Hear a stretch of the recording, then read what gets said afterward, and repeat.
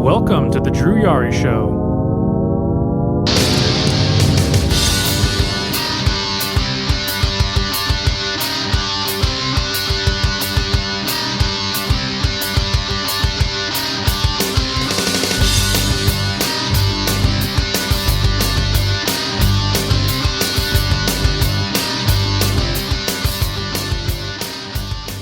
Hey, what is going on, guys? It is not a brand new, but like the new show of the new year, 2024. It's Wednesday, and you already know who I am. I'm Drew. And with me, as always, is my brother in arms. I don't know if I'm in arms because I don't have a rifle on me, but it's Justin from Spinebuster Tees and SpinebusterTees.com. Better stay strapped. No, but yeah, peeps, welcome to the first show of the new year, 2024. I don't know if we have a stack show. We have a nice little show going on. We have World's End to talk about. It occurred on Saturday. There weren't any shows last week because Raw and SmackDown were best of shows. I think there was an NXT show last Tuesday, and there was also an NXT show yesterday. So that was New Year's Evil. And we can talk a little bit about Dynamite if you're interested. And also, as well as some news. And me and Justin are going to do our predictions for 2024. Our five predictions. If you want to add more predictions, you're more than welcome to do it. But let's get this shit started. So AEW World's End happened on Saturday. What is it? December 30th. It was in Uniondale, New York, at the Nassau Veterans Memorial Coliseum. Me and Justin talked a little bit about the show when I was at a shop on New Year's Eve. I only caught the last three matches. I did watch a little bit of it to try and go back. Which tag match was that? The big tag match with Sting and Darby Allin and the other two. So I watched a little bit of that match. But overall, from top to bottom, what did you think about the show, Justin? I thought it was fine. It wasn't great or anything like that. But I mean, you got what you get on these AEW shows, which is pretty damn good wrestling. But there were some things on this show that kind of fell flat. And also, like, some unforeseen circumstances as well, and like the news surrounding the event as well, that kind of hurt it a little bit. Mm-hmm. But at the end of the day, it wasn't the worst AEW pay-per-view of all time either. I thought it was fine. Right. Yeah, it was a very it seemed like a pay-per-view that even like a lot of the diehards were like not overly loving. They're just either like, it's fine, like you just said, you thought it was just fine, it wasn't great. And then you had others that were just like, yeah, this wasn't good at all. But the news surrounding the show is Chris Jericho.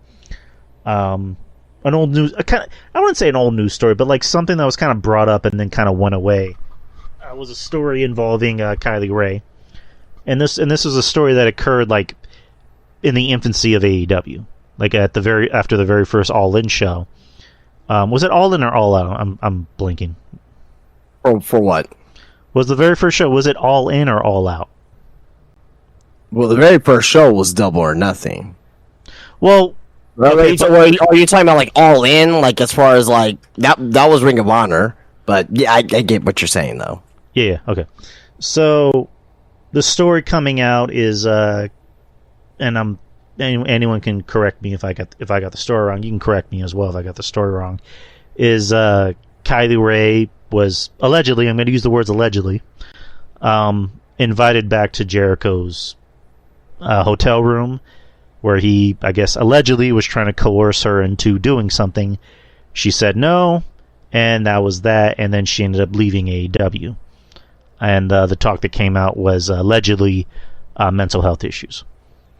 And that's really all there is to that. Again, I'm using the word allegedly because I don't know the facts. This obviously doesn't look good for Jericho, and he wasn't on Dynamite tonight. So, I mean, it was kind of, I guess, a good move to keep him off of Dynamite.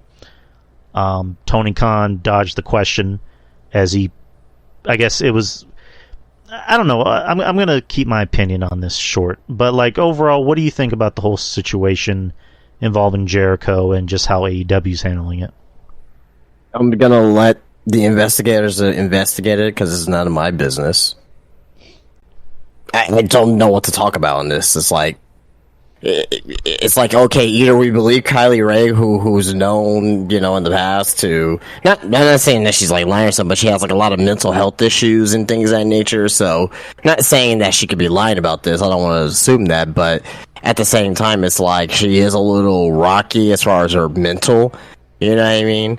Or there's something behind this at the end of the day, but haven't heard anything about this news story since it came out on Saturday. Haven't heard no update or anything. Haven't heard anything from Alvarez, Meltzer. Haven't heard anything from Sean Ross Sapp more about this. Haven't heard from Nick Houseman, which at the end of the day, Nick Houseman is anti-AEW at this point. Maybe I don't know.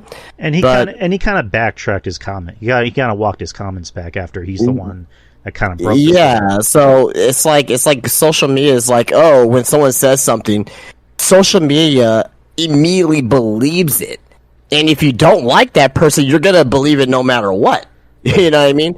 Kind of like, I'm pretty sure we're gonna be talking about this, kind of like with the Velveteen Dream thing. You know what I mean? Like, that's a different story, but or like the Enzo Amore thing, where he got fired for really no reason at the end of the day because he was found false. Nobody liked him. I think that was just their excuse for firing him, is that they didn't like him. No. He got fired for no reason. Like, they use that his accusation for the reason to fire him. If someone doesn't like somebody, you shouldn't be fired because someone doesn't like somebody. At the end of the day, I'm pretty sure. Yeah, but dude, it's WWE. I mean, well, before that, WWE would always like do pretty shady shit. You know what I mean? Like, Vince would always do shit like that, or like the people working in the back would always find a way to fuck with people if they didn't like them, and they would just always use that. They would always like find that one reason to go, okay, get him out of here. But but at the end of the day, like, that was still wrong, and they should have been fired for that. You know what I mean? Exactly. So regardless, though, like with this whole Jericho thing, like, just let the investigators investigate, and if he finds out to be guilty, if there's reasonable doubt that he's guilty of it, okay, discipline him, get rid of him, wherever the case would be, wherever Tony Khan finds acceptable. If he's not found guilty of it, and there's been the investigation that's been done, move on with your fucking life, and just. But people are not gonna go out there and apologize either, even though that let's say they're for one reason or they're anti-Jericho. You know what I mean? They're not gonna go out there and apologize to him. They're just like, God damn it. They're gonna be like, God damn it. I wish that was true, which is kind of fucked up. But right. But yeah, just let the investigators do their work, and we'll. Once more information comes out, then we can react appropriately. But right now, it's really just speculation. Right.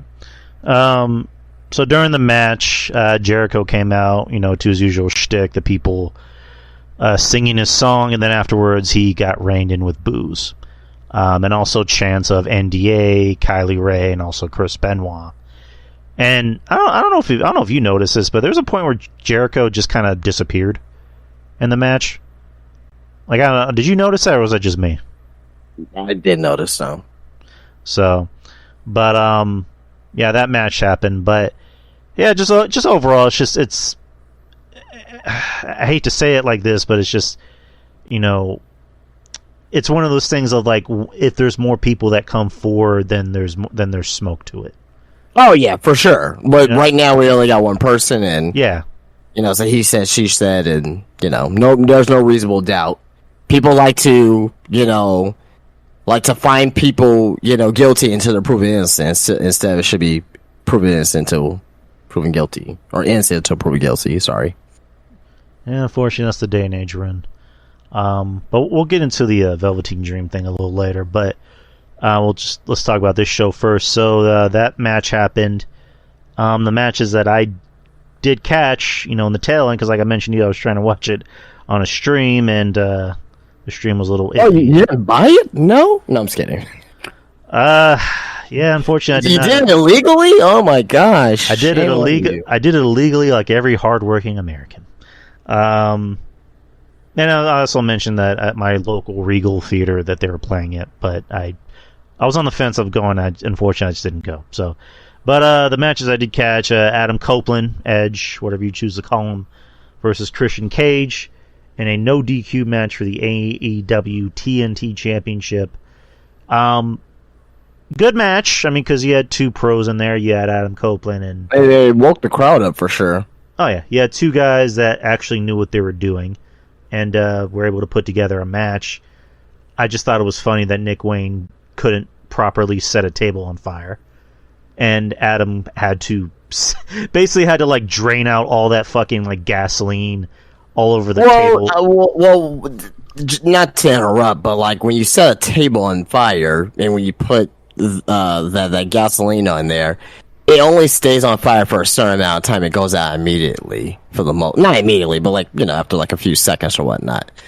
So they just have to re-douse it again and or re-put it on there. But yeah, no, I get your point. I just thought it was funny, and then Adam, just like you could tell he was pissed off about it. He just like fucking pours all that gasoline on it, so where he's just like squirting it out, and then he sets it on fire, and he tries to throw Wayne through it, but like Wayne like essentially bounces off the table and has to sell it, and almost like nicked his fell on his neck pretty bad.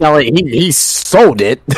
Oh no, You're gonna touch fire and like gonna pretend to sell. No, you're selling that shit. Oh no, I know that he was selling it. He had to, and he almost like hit his neck on the process. So it was a pretty gnarly fall. Yeah, I thought that was worse than actually maybe even going through it, to be honest. But yeah, obviously a good match. I mean, what do you expect from these two? You expect nothing less. But Adam got the win, and afterwards, Luchasaurus Killswitch came out with his new Money in the Bank, but not Money in the Bank contract.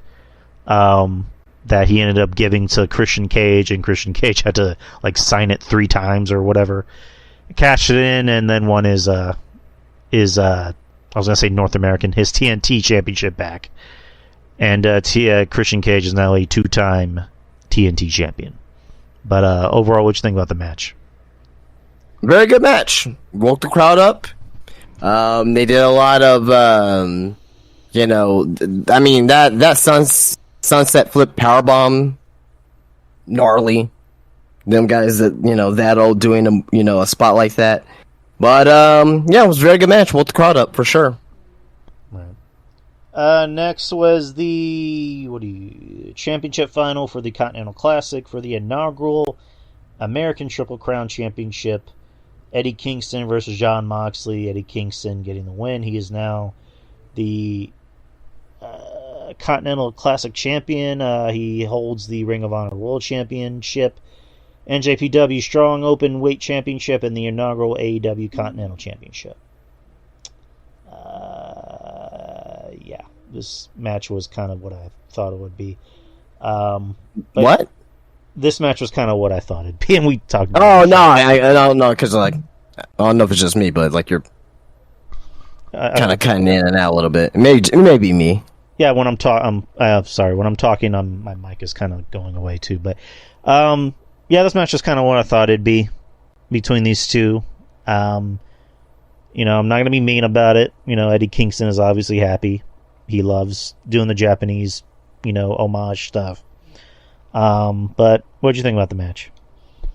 It was fine. It wasn't anything grand or anything like that. I thought it was fine. I thought, both these guys, they beat the hell out of each other, and that's what they went for in this match. But it's not a match I'm going to remember, 1 year from now or even by, next month or anything like that. But it wasn't a bad match. But, like I said, it was fine.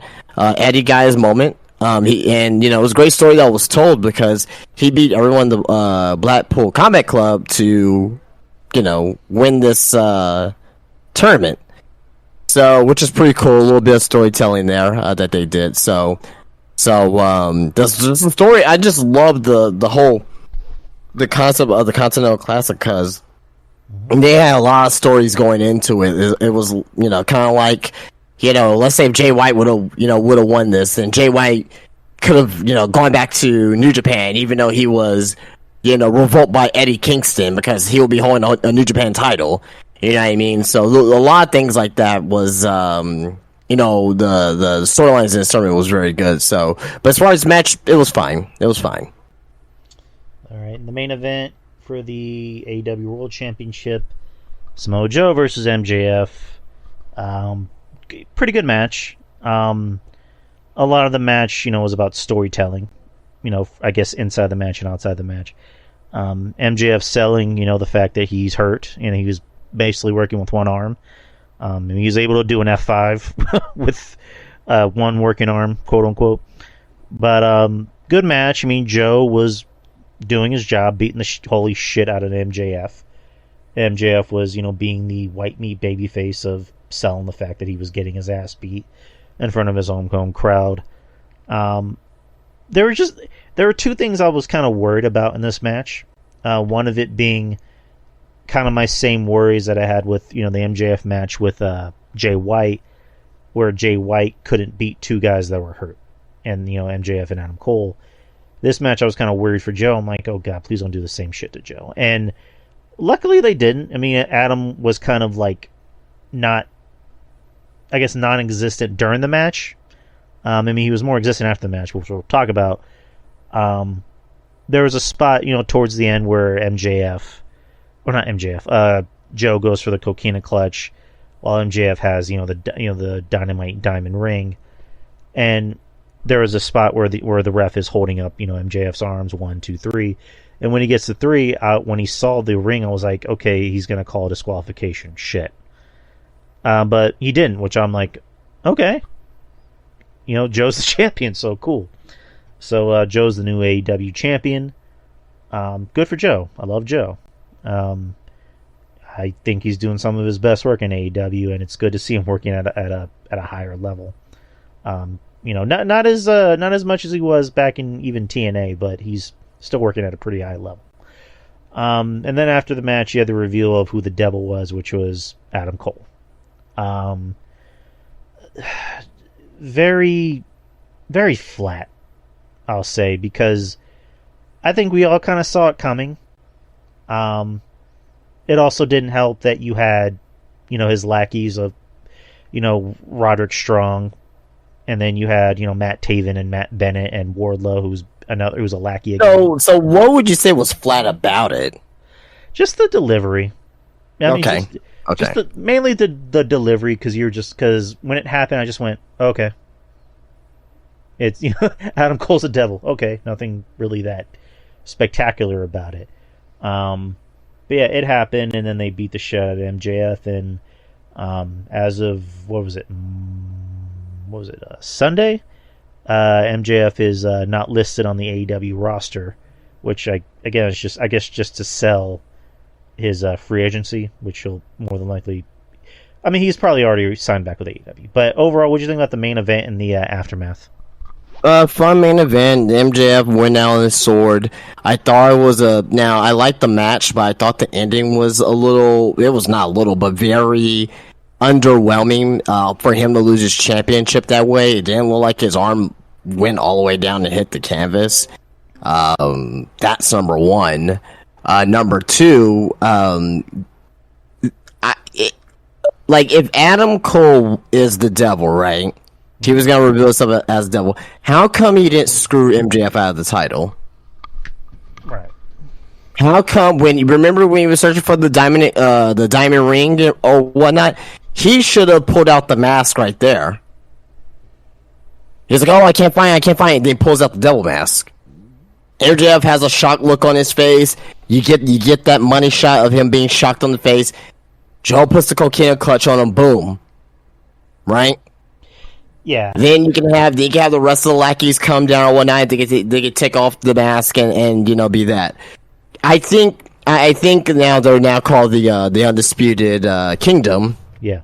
Which AEW always has to take some from WWE in a way and kind of make it their own. But what they should have done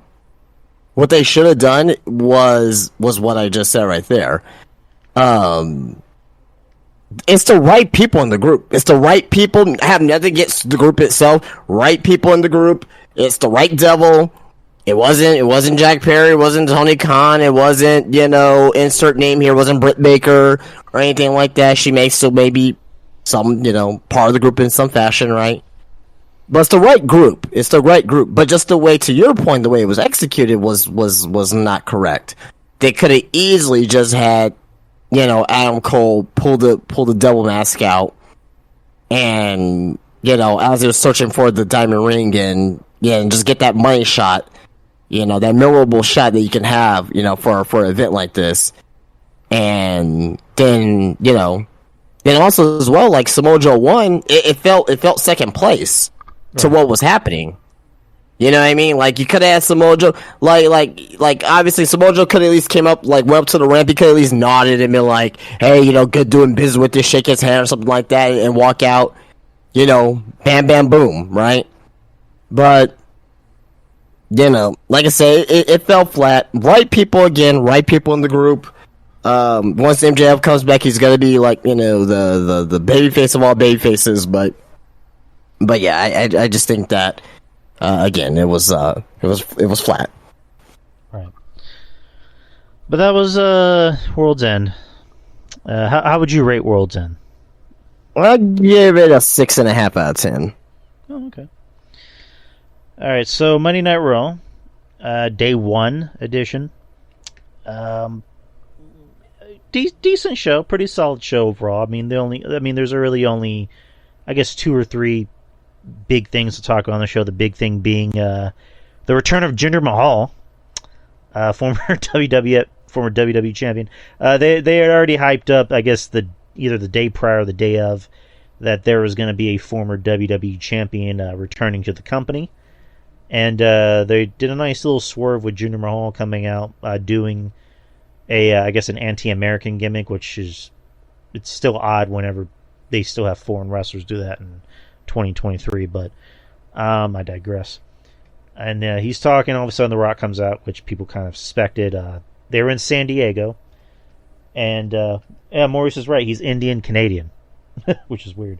But The Rock was in San Diego at college football, I believe, and they showed a picture with him talking to somebody, and you see Nick Khan as clear as day in the back, so we all kind of figured it was going to be The Rock. So The Rock comes out, cuts his usual shtick, calls Jinder Mahal a day one douchebag and an asshole, and then lays a smackdown on him. There you go. Afterwards, he gets on the mic and tells San Diego, I got one more thing before I got to go. I'm hungry. And he gets something after the show. So when I go to a restaurant, should I sit in a booth, a bar, or should I sit at the head of the table? If you smell what The Rock is cooking. So Rock already starting the flame, starting the fire, against Roman, which is a match that a lot of people have been wanting to see. Overall, what did you think about the segment promo and I guess the eventual matchup with Rock and Roman? Segment went too long. Mostly on Jinder Mahal's end. They kind of let him go out there for 5 minutes, it seemed like, and it was like, all right, let's get on with it. Like come on, But Rock, Rock entertaining. He's always going to be entertaining. So can't be mad at that. I thought it was an excellent showcase promo of The Rock, obviously. Laid SmackDown on him, looked gassed. A lot of people were going to say, oh, he looked gassed. Well, he hasn't wrestled a full match in 10 years. He's gonna look gassed. He's probably even trained. Hasn't even been trained, possibly. Like, once he goes up against Roman, he'll be fine. He'll be okay. I mean, not for nothing, he's also 50. So, and like you said... I mean, Edge is 50 and Christian is 50 too, so... Well, to your point, Edge and Christian wrestle, more often, whereas The Rock hasn't wrestled a match in... Sting is 60. What was that? I said Sting is 60. 64. Yeah, and Sting wrestles more. The Rock doesn't really wrestle that often. So I would imagine by the time they do Rock and Roman, he's going to be in, ring shape. I mean, there's a difference between being in wrestling ring shape than movie shape. So, but yeah, I'm surprised by a lot of the people that are assuming that The Rock's going to take Cody's spot at Mania, which again, it's just Elimination Chamber in Australia. That kind of seems like the match. Yeah, it's a WrestleMania stadium, pretty much 60,000 people. Exactly. WrestleMania is already sold out. Like, what? Like, do you need The Rock on WrestleMania? I mean, not for that match. You know what I mean? Like, he doesn't need to go up against Roman. You know what I mean? But no, I don't know. People don't think. They don't use their heads. Not to say that it's out of the possibility. It definitely very well can happen at WrestleMania. Like, let's not kid ourselves. It could happen at WrestleMania.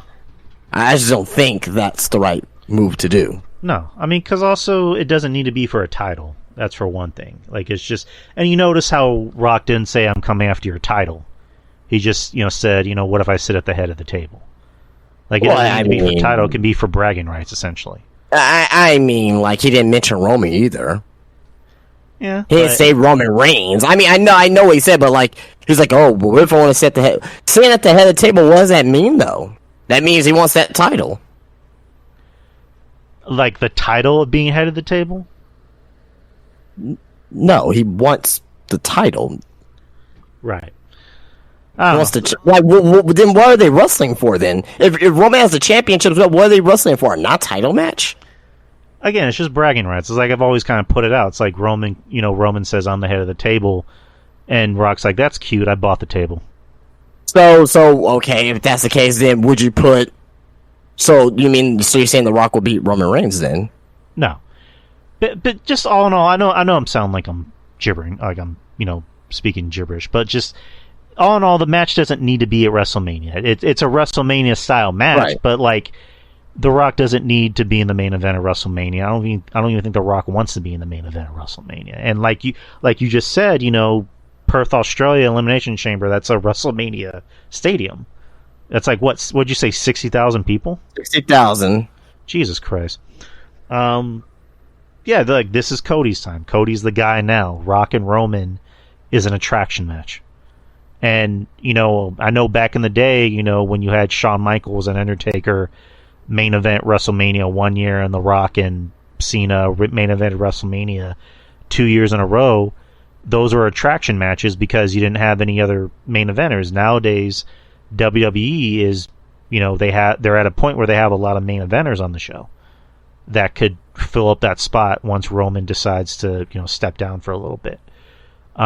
You don't need to have attraction matches as your main event anymore. I mean, yeah, I know we had Steve Austin come back 2 years ago, but that was 2 years ago. This is now.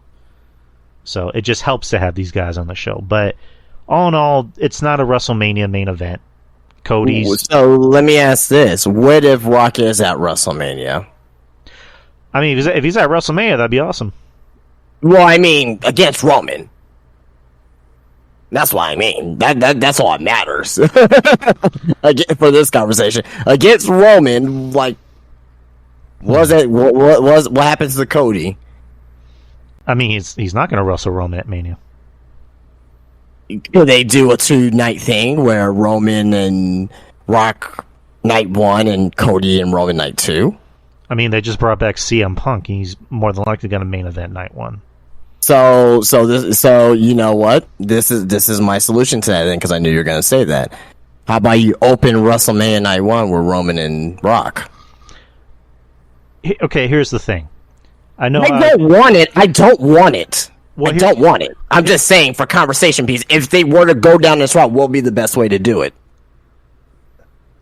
I wouldn't mind that, but personally, I know I just said The Rock. I know I said The Rock doesn't care about being in the main event of WrestleMania, but I also think The Rock wouldn't want to open the show. You know what I mean? That it's an ego thing with The Rock at the end of the day. But The Rock's back to fill up a 60,000 seat arena in Perth, Australia. If he shows up to Mania in some capacity, maybe it's to continue Bloodline stuff. Maybe he might even, I don't know, maybe he might even give Solo a rub. Maybe he'll give somebody else a rub. I don't know. But Oh no, he's not taking Cody's spot. Cody's the guy right now. Rock is an attraction. So a little bit off topic, but on topic. Tomorrow at this time, we already know what Triple H's announcement is on that happens on like the Peacock special for 2024 preview. Right. What do you think his announcement is going to be? Well, they've already kind of ruled out what one of it is, and that's the TNA thing. So I doubt that's going to happen. If I had to guess, it's going to be announcing it's going to be The Rock and Roman at Perth, Australia. That's what I'm thinking too. We'll just say that for now. But I know what people are saying, but I wouldn't count out that TNA thing either. I wouldn't count that out. I mean, I would love that because TNA is doing a little bit better. They're putting on pretty good wrestling show as a. Well, I mean, we were just making fun of them 2 months ago. Right, but again, that was 2 months ago. This is now.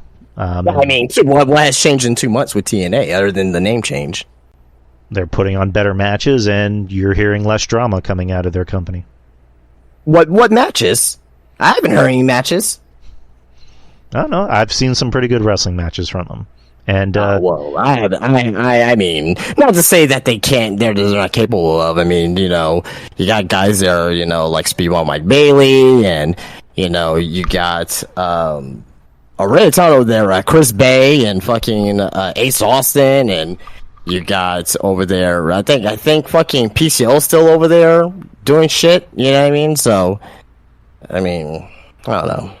I just don't want people online, because I'm seeing people online like, oh, WWE should definitely work with TNA when they haven't seen anything from TNA. They just want it because like this is different and something new. By all means, I would want to see it too as well. But like, I guarantee that I know more about TNA than most of these fucking people on fucking Twitter. So. Oh yeah. And also, we didn't get a chance to talk about this. WWE is doing business with AJPW. Was it Charlie Dempsey? Who's Charlie Dempsey wrestling? He was wrestling the Triple Crown champion over there in AJPW. Nice. I saw some highlights of it, man. It looked pretty good. I didn't get to see the entire match because I couldn't find where you actually will watch it at. So, I may need to actually try to find that match. But from what I saw like about a 2-minute highlight clip.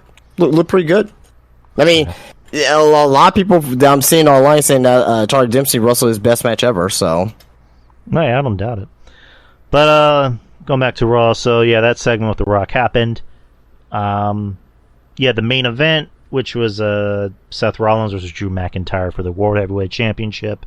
Sorry to interrupt, but it was Nakajima. I forgot it was Nakajima. I forgot he was Triple Crown champion. Kazuchika Nakajima. Nakajima. There you go. Main event, you had Seth Rollins versus Drew McIntyre for the World Heavyweight Championship. Fantastic match. These two usually have really good matches, so you can't really discount that.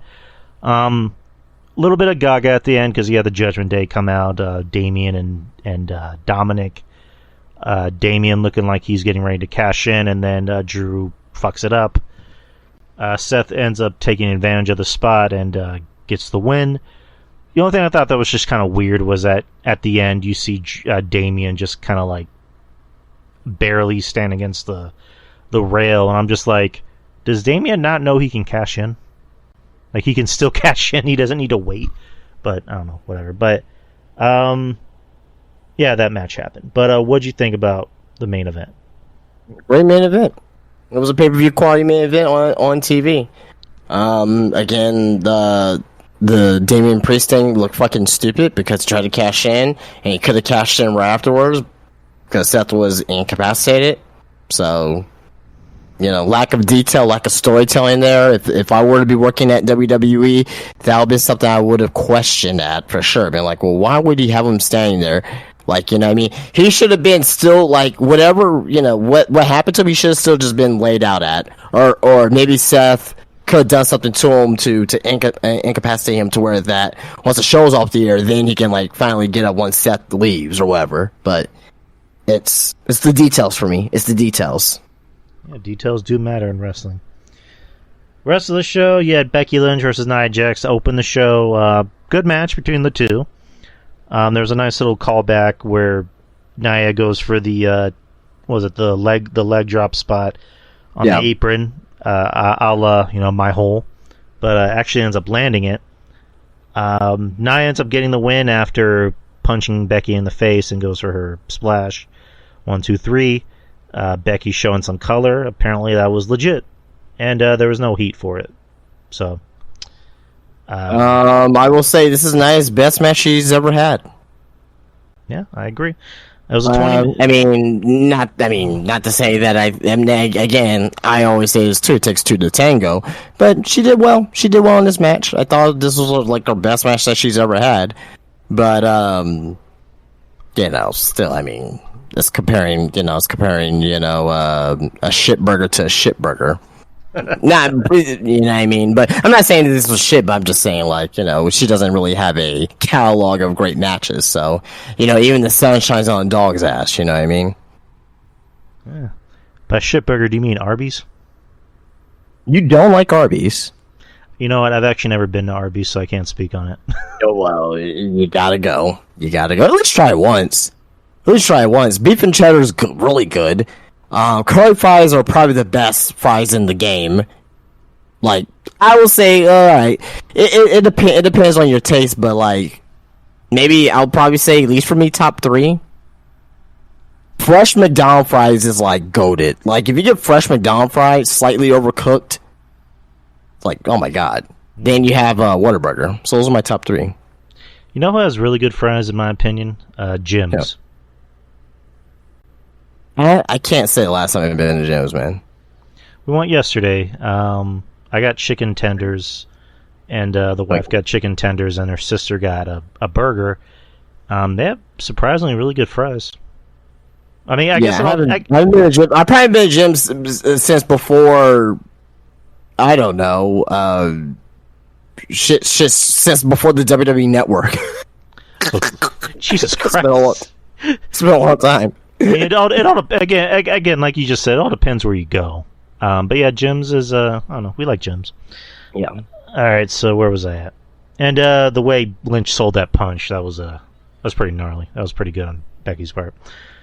Next is you had Kofi Kingston, Jey Uso versus Ludwig Kaiser and Giovanni Vinci. The match had to be stopped after Vinci took a pretty nasty kick to the face. Have you heard anything about what exactly happened? Because I couldn't really tell. Did you get a concussion, or? Yeah, it was. He got knocked pretty loopy. I'm not too sure if he has a concussion, but he was knocked pretty loopy. So off that drop kick. Yeah, it was pretty rough to watch, but good on the referee for noticing that. It's not ballet. Right, yeah, it's definitely not ballet. But good on the referee for noticing that right away and just stopping it. So. Here's to Giovanni Vinci, for a fast recovery. Next is you had a segment with the Judgment Day, Miz, and R-Truth. R-Truth still insisting that he's in the Judgment Day somehow. And then they end up doing a mixed tag team match, or I don't know what they call it. R-Truth with Miz reforming the Awesome Truth versus Judgment Day. And, of course, what was it? No, you were saying mixed tag team match. I was like, I don't think there was any women in it. I was kind of being funny about it because what they call okay, gotcha. Like strange bedfellows match. I forgot how the terminology was, but of course, Awesome Truth got the win, and again, Truth still thinking that he's in Judgment Day. It works, and R-Truth is 51 years old, and he's still working at a high level. He's able to do a corkscrew crossbody. It's just nothing to him. He's so good. Next is you had Ivy Nile versus Rhea Ripley for the Women's Championship. Fantastic match. Ivy Nile is really good. And, the crowd was starting to get into her. The crowd, you heard Let's Go Ivy chants. It was a good big woman, small woman match, if that makes sense. Ivy is a straight-up beast. It's not a gimmick, it's legit. She can work with someone like Rhea and doesn't look like complete shit. It's the opposite of Rhea and Maxine from a few weeks ago. Ivy knows how to work, and the crowd's starting to love her, and I love Ivy. Rhea, of course, got the win, as she should have. What'd you think about the match? Great showcase for Ivy Nile. Ivy Nile and Nia Jax both had their best matches of their lives on the same night, so kudos to both of them. But Ivy is showing that upside that I've known that she's had ever since NXT. Very good match. Very good match. She shows that she can give it and take it at the same time. So. Mm-hmm. And then, of course, you had a women's tag team match: Shayna Baszler and Zoe Stark versus Natalya and Tegan Nox. Stark and Baszler are now the number one contenders for the women's tag team championships. You had a segment with Cody Rhodes where Cody comes out to call out Nakamura. Nakamura still continuing to do his anime villain promos, and tells Cody, I'm going to finish your story next week. So, what do you think about Nakamura's new gimmick? Well, we talked about it. I love it. I mean, I don't think there's anything different I can say that I haven't said already, but, I love it. I love that they are embracing his strengths as far as he can be a maniacal lunatic, kind of like what he was in New Japan. So, I like it. I love it too. I was saying with RJ, I don't know if you'll agree with me, but I was saying with RJ about Nakamura's new gimmick. In some ways, he's kind of the new Bray, and I don't mean that as a knock on Bray, obviously, but I mean more as he's the new. He's that new menacing heel that you put against your white meat babyface you're trying to get over. You know what I mean? Oh, I don't see it. There was a point where they were doing that with Bray, where it was just like Bray would start this feud with Roman, and he would just beat the fuck out of Roman, and eventually Roman would win, and then Bray would go away, and then Bray would do it to Cena, and then he would do it to Orton, or he would do it to I don't know, pick your poison. So I don't know. I just see Nakamura as Nakamura. I don't, I'm not saying he's like Bray. I'm saying they're kind of using him in that capacity of we need you to get this white meat babyface over. We need you to beat the shit out of him and make him look tough. You know what I mean? Honestly, I don't see it. I don't really see it. Okay. I mean, if you see it, great. No, if you see it, great. But I personally don't. Okay, I don't mean that again. I don't mean that as a knock on Bray, obviously, but that was Raw. NXT New Year's Eve will happen last night. The first match was for the NXT Women's Championship. Lyra Valkyria versus Blair Davenport. Again, very fantastic match as you would expect. These two complement each other. They have very similar wrestling styles, and they kind of look the same in some aspects, but Lyra is just really good.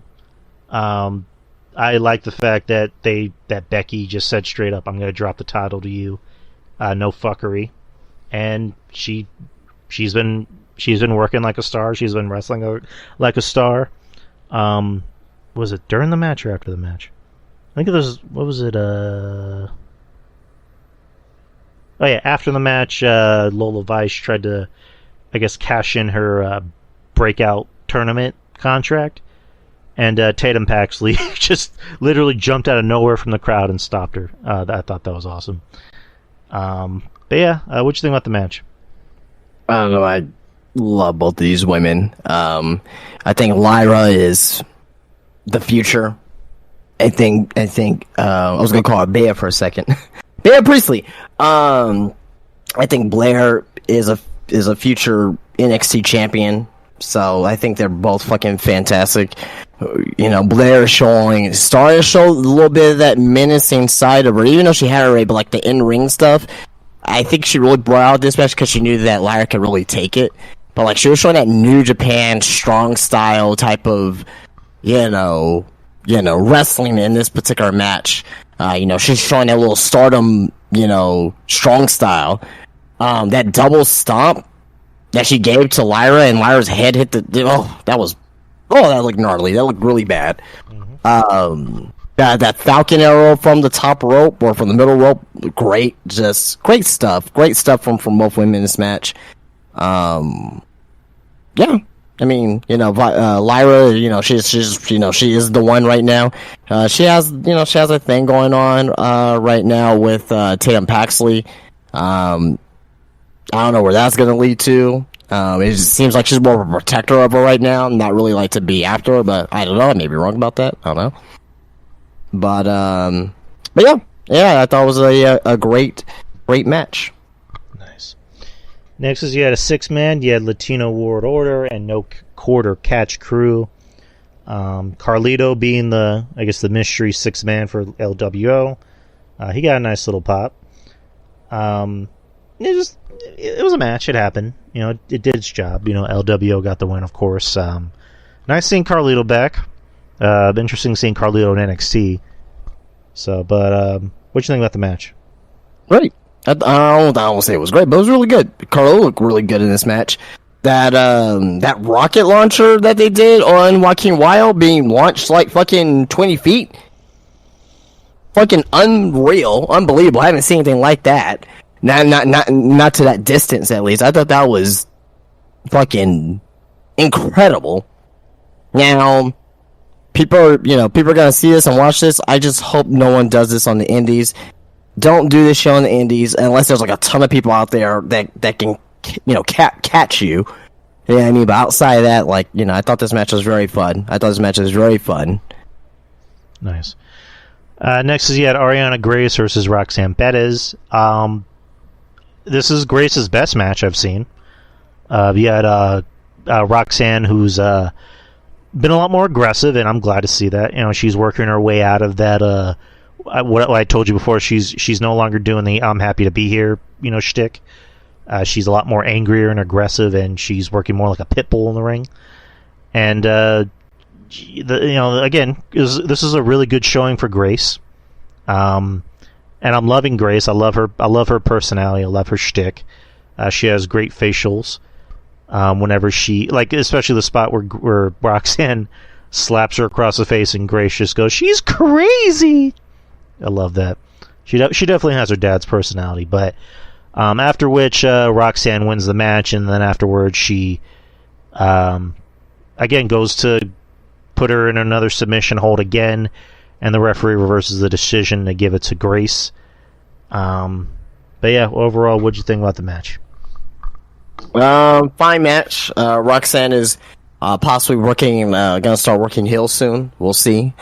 Ariana, she's fantastic. A great character wrestler. She's gonna be in WWE for a long time. Just not for in-ring stuff. Even though she's not bad in the ring, I think she's very serviceable in the ring. But what's gonna keep her job is her fucking character work, and I think she's already fantastic at that already. But Roxanne showing more of an edge, I think is needed. I just don't want her to like right now. To me, it seems a little forced, a little bit on what she's doing, because I don't believe her as this. Right. I think I met her several times. She's like the nicest person I ever met in my life. So I just don't want this to be more forced than anything else. But if but she's backstage with with guys like Shawn Michaels and Matt Bloom and fucking Sarah Del Rey and Steve Corino. So they're gonna help her iron out those wrinkles. But I really appreciate what she's doing so far, for sure. Nice. And backstage segments, Ava Rain announced the men's Dusty Classic will be next week. Baron Corbin and Braun Breaker are now a tag team, so they had a nice little funny segment. Nathan Frazier and Axiom are going to be a tag team, so good for them. OTM sent a warning to the family ahead of their title shot next week, and the family talked up their support Adriana Rizzo before running into Joe Gacy, who just happened to be in their trunk, so that was kind of funny. Next is you had a servant or farmhand match, Tiffany Stratton versus Fallon Henley, with the stipulation being if Tiffany Stratton won, Fallon would have to be her servant, But if Fallon won, Tiffany Stratton would have to be her farmhand. And what a fantastic match between these two. I love these two. I love Tiffany. I love Fallon even more. I think Fallon, and I feel like an idiot. I don't know why I forgot about her. I think she should have been my pick for underrated wrestler of the year. And maybe even like 2024 is my year award. She is really good. She's very likable. The crowd's really into her. She's really goddamn good in the ring. Her and Tiffany have really good chemistry. And it's a classic story. You have the rich, snobby girl, and you have the farm girl. I mean, it's tale as old as time, and they were able to make it work so well.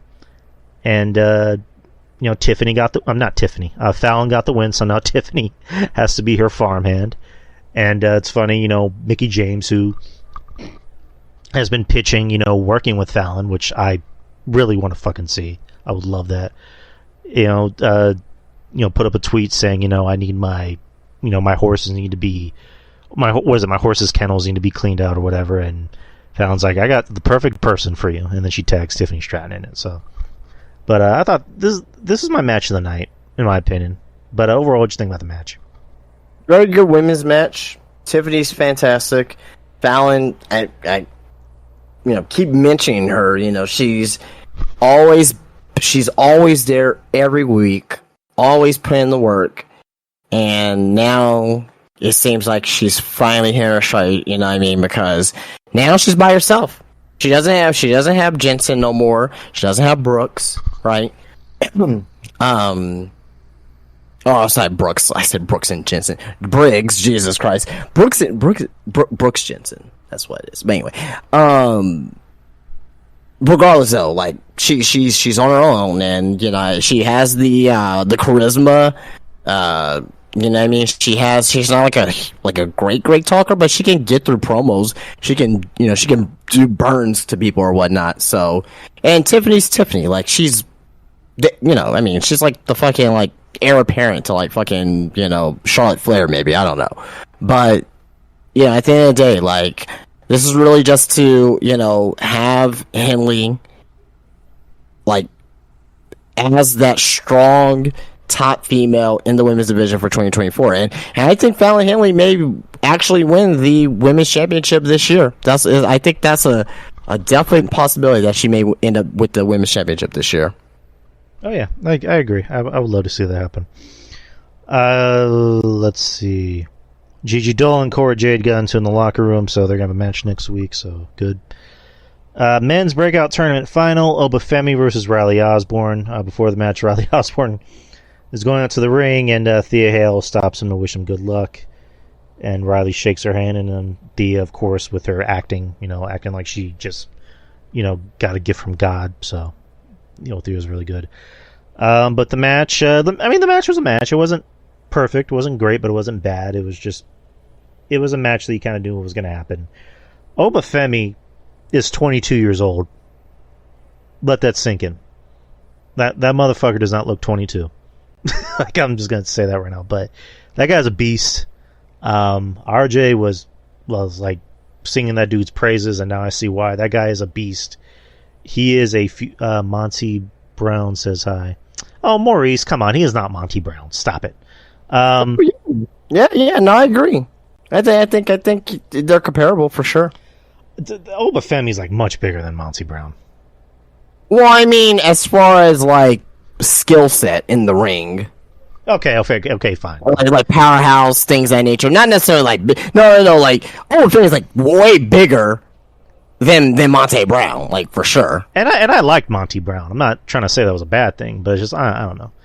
Okay, you know what? Okay, fine. He is kind of similar to Monty Brown, but Oba is like fucking huge. He's a beast. Yeah. Skill set wise, but not like necessarily like size wise. Like Obafemi is like a fucking gargantuan.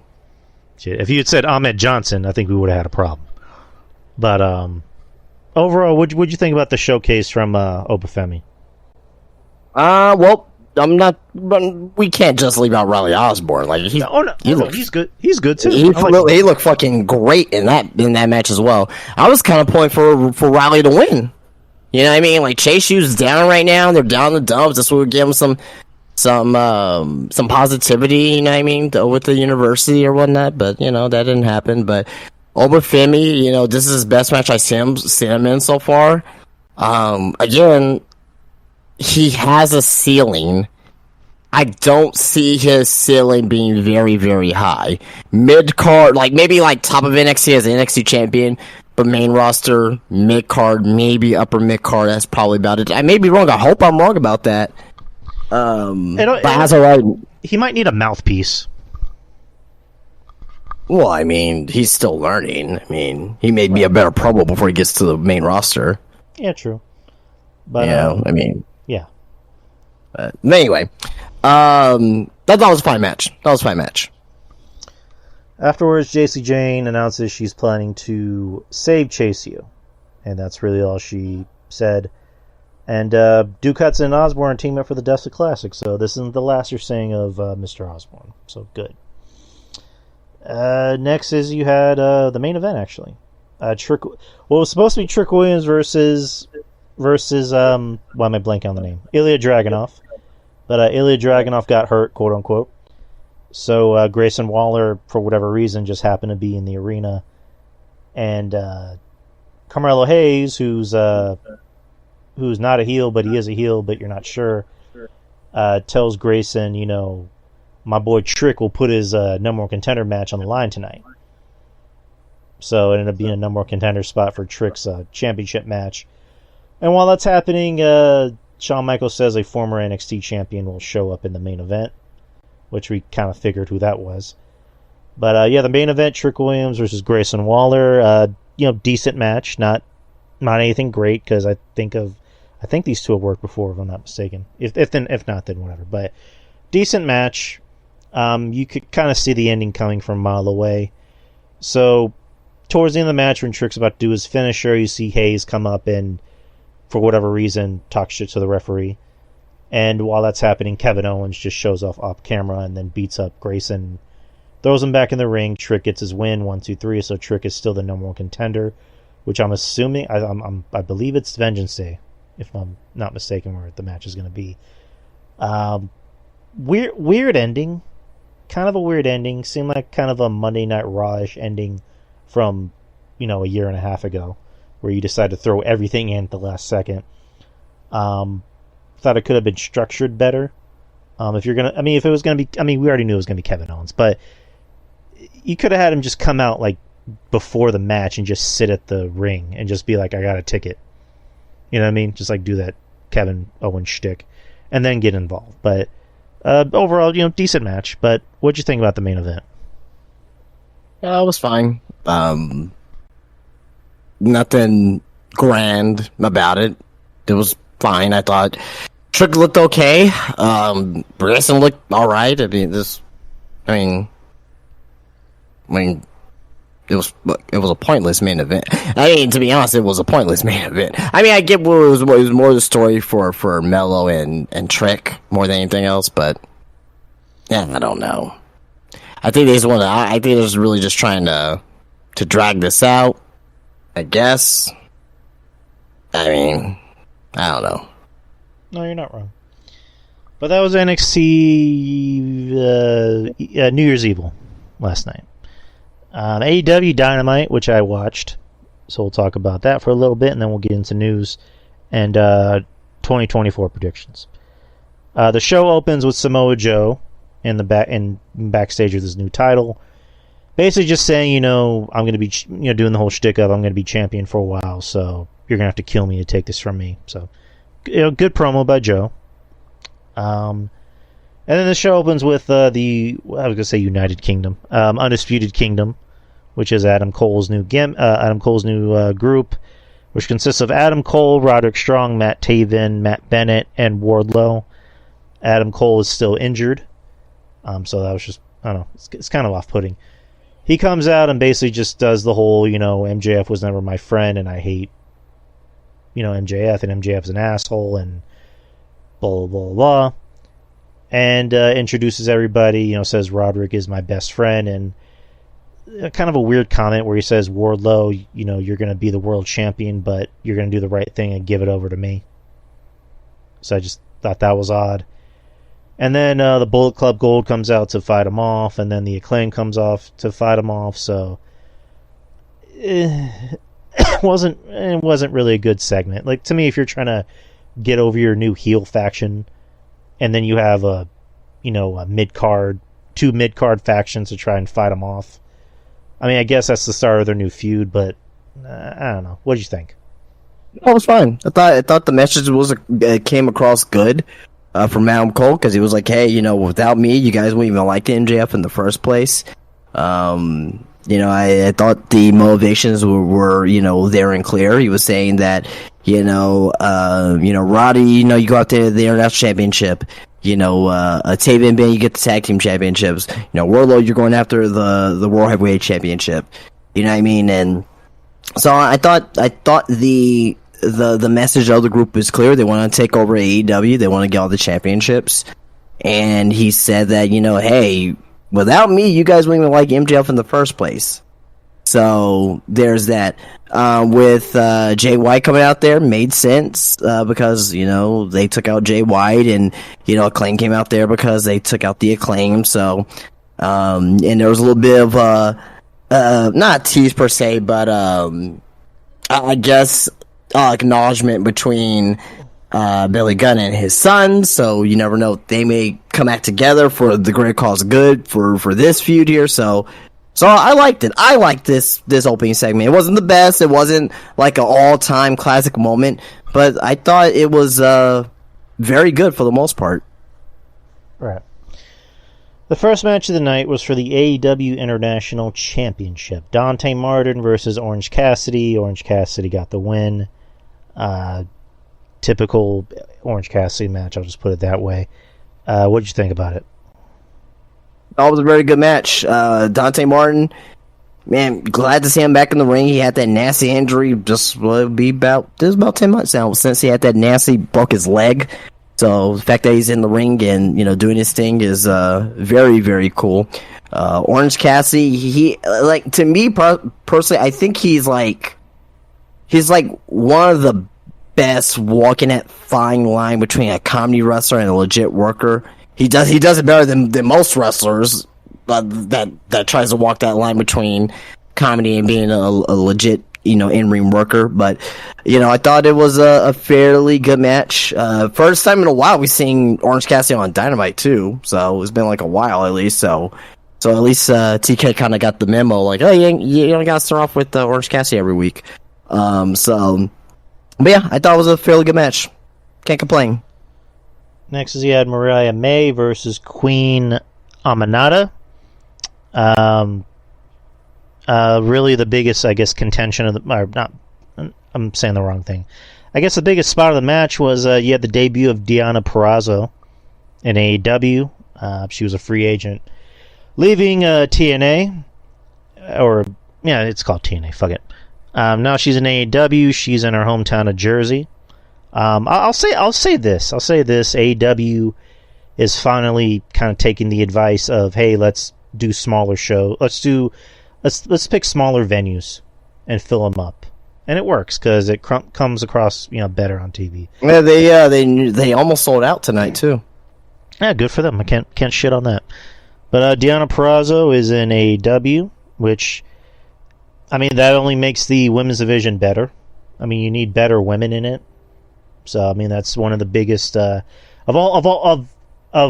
the many things that is wrong with AEW. The women's division needs help, and you have a good talent in Deonna Purrazzo. So good to see her here. What do you think about Deonna Purrazzo here? Well, the match itself. Let me just backtrack. I thought Mariah looked good in the match. Wasn't her opponent? I haven't seen much of her.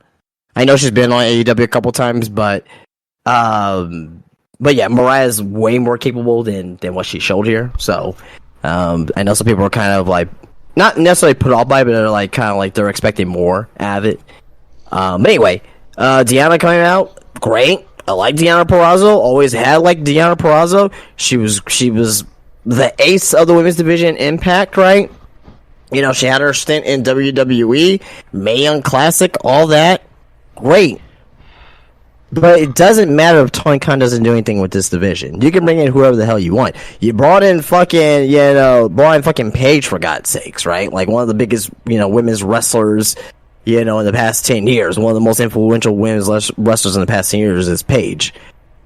And the fact that she's just another face on TV now, I don't want to be negative, but that's probably what's going to happen with Deonna Purrazzo.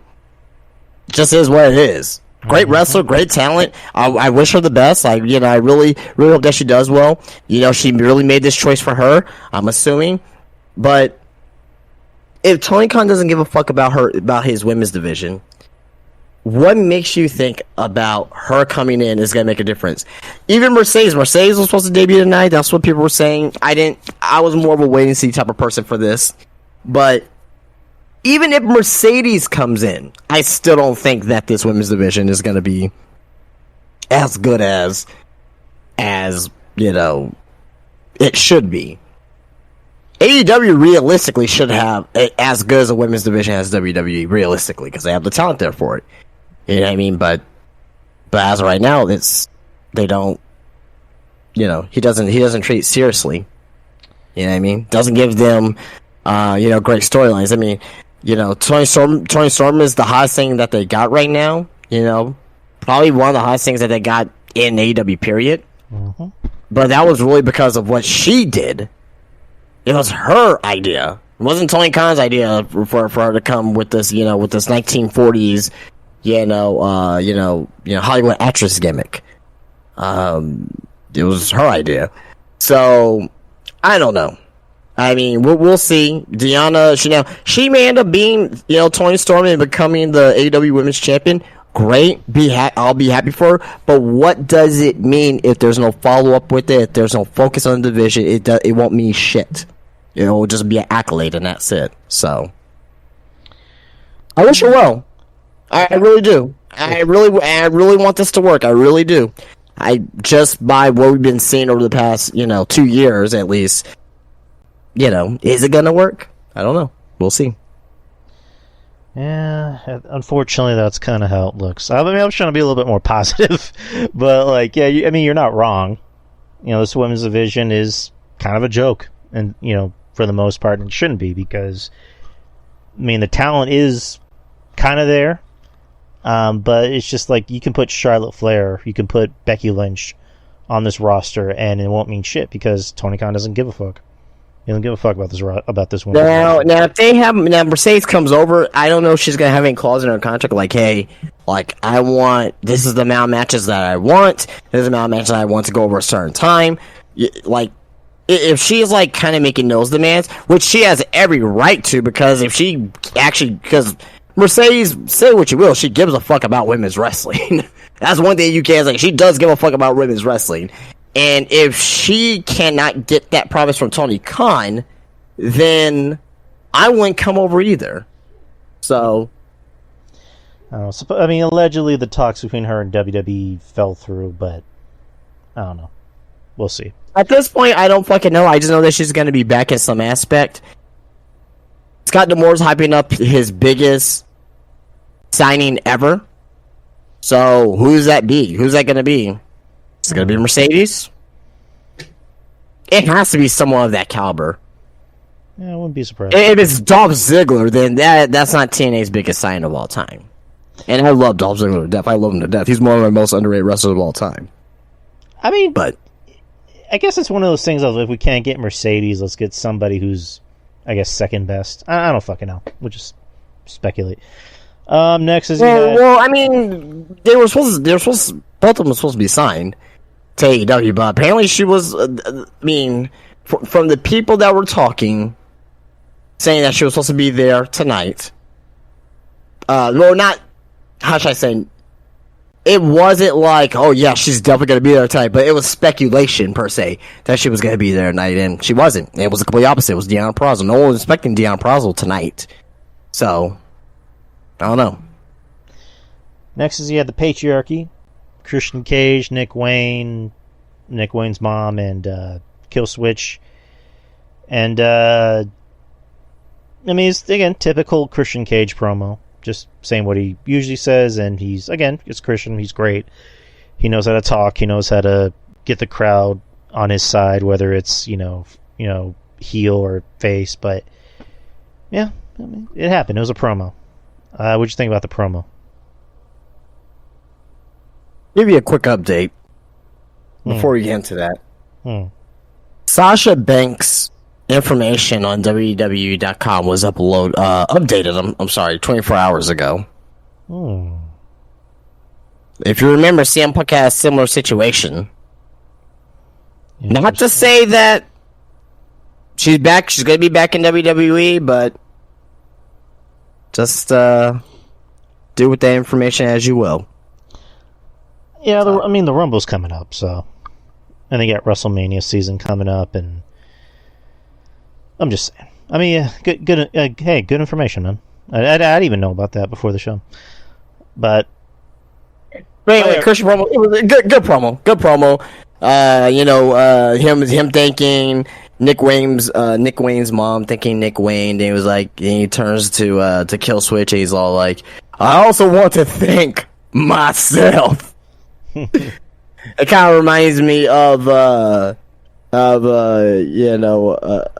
Jeff Jarrett, where he's always like, "I'm sorry, I didn't do it earlier." So it reminds me of that. So anytime when stuff like that happens, it gets a huge pop out of me. So, but obviously this is going to help turn Kill Switch Luchasaurus back into a babyface. Who knows? Maybe he removes the mask and get a name change. Maybe we'll see that. I think that'll be a good way to humanize Luchasaurus for sure. But again, if he does that, then he may just be like another big tall guy with tattoos. So I don't know if they really want to do that or not. At least Luchasaurus is at least it's something different. It sells figures. I can tell you that shit. Personally, he sells merchandise, so there's that. So I don't know if he really wants to do that because that'll take money out of his pocket. Oh no, keep the mask on. I mean, if he came to WWE, he would definitely sell merch. He was in WWE. I mean, if he came to WWE now as Luchasaurus or whatever they decide to repackage him as, he would sell merch, most definitely. Those masks would sell. He'd be big with the kids. But next is Darby Allin versus Takeshita. Darby Allin again wanting to just die in the middle of the ring by any spot. I keep calling it Takeshita, doing that I guess that rolling German suplex outside of the ring, which was that was gnarly. Yeah, it was gnarly, and then of course Darby just landing on his back, and I don't know, at this point Darby's just held up with duct tape and I don't know. Also that suicide dive that Darby Allin did in the knee. Mm-hmm. That was man. Takeshita's good. I like Takeshita. But yeah, he wins. Let's see. I thought Darby was away training. I don't know. I guess he wasn't. I guess he's not going to climb Mount Everest.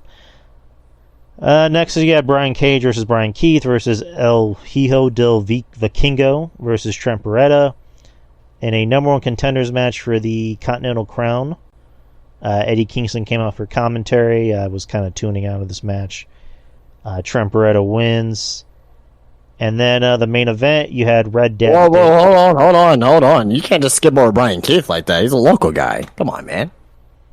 I have no idea who Brian Keith is. Oh, he's a local guy here. Oh well, good on Brian Keith. Anyway, I just think it's cool, So, I see someone locally here, so no, cool. I'm paying. Hey, yeah, but he's actually he's from Houston, but ugh. Oh, then fuck him. Then better said than done. No, but he's a really good in-ring wrestler. I'm glad that he's getting his flowers on AEW. I think he deserves it. He's been putting the work on the indies for a long time, and it's just cool to see him, finally getting this opportunity. Fair enough. Main event, you had Red Death Daniel Garcia versus Shane Swerve Strickland, or just Swerve Strickland. Pretty decent match. Good match. I mean, Garcia's starting to grow on me a little bit. He's getting over with that dance. People like it, so it's getting over. It's getting over.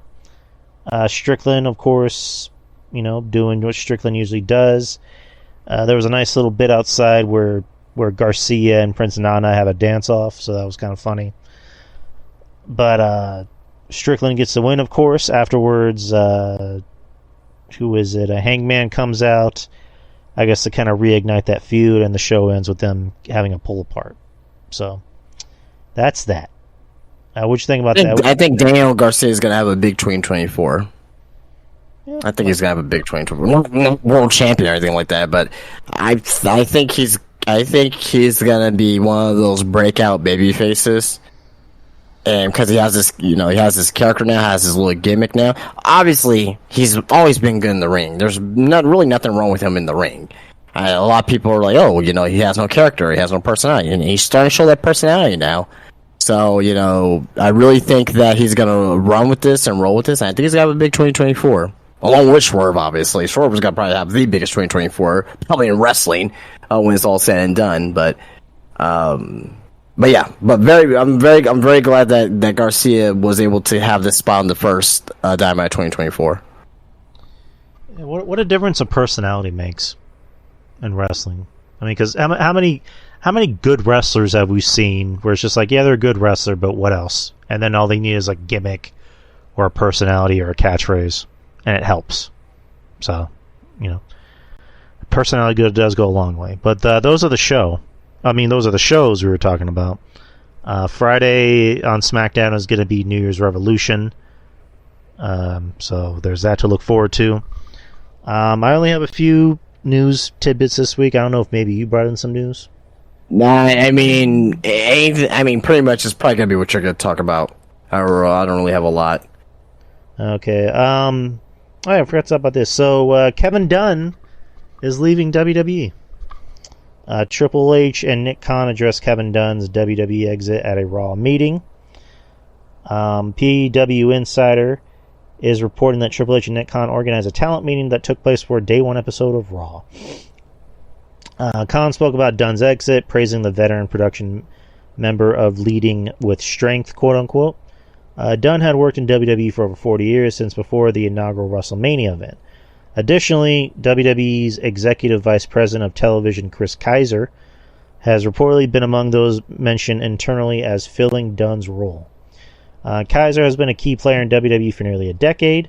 While Dunn officially had the rubber stamp, quote-unquote, on decisions, Kaiser was the one working hands-on with the decisions in past years. Kevin Dunn, that's huge. Leaving WWE. I mean, when you think of WWE, I mean, he's kind of one of the unsung, I guess, unsung like names in WWE history. I mean, because obviously it's the McMahons, and then Kevin Dunn. So, how big is this for WWE? It's gargantuan. I think this is even bigger than Vince, because a lot of people didn't think that Kevin Dunn was ever going to leave. Period. There was always a chance that Vince was going to leave at some point, but a lot of people didn't think that Kevin Dunn was going to leave. And the fact that he's leaving really tells you that Vince McMahon ain't coming back to fucking, coming back to any type of creative. He was second in charge in power behind Vince McMahon.